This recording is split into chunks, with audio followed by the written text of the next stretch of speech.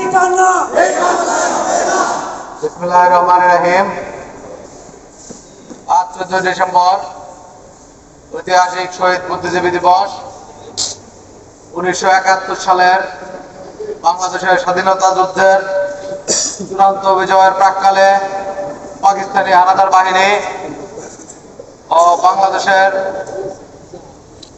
কিছু রাজাকার আল বদর ও আল শামস কর্তৃক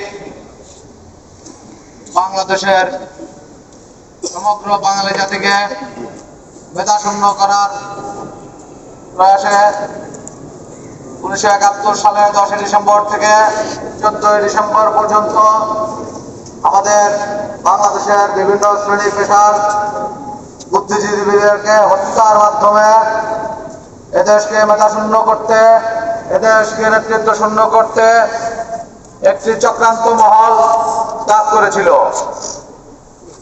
কিন্তু আমাদের ছিল একজন রাষ্ট্রনায়ক, আমাদের ছিল একজন সাধারণ জনগণের দেশনায়ক,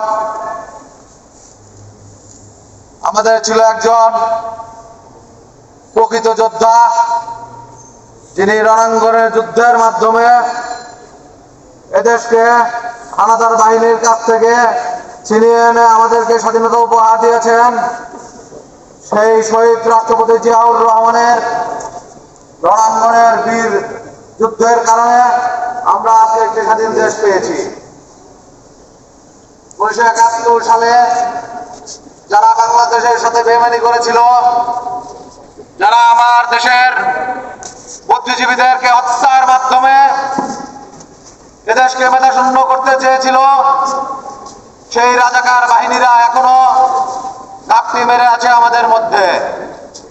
সেই রাজাকার আল বদর বাহিনীরা যুদ্ধের বিতর্কিত অবস্থান এখনো পর্যন্ত জাতির কাছে খোলাসা করেনি।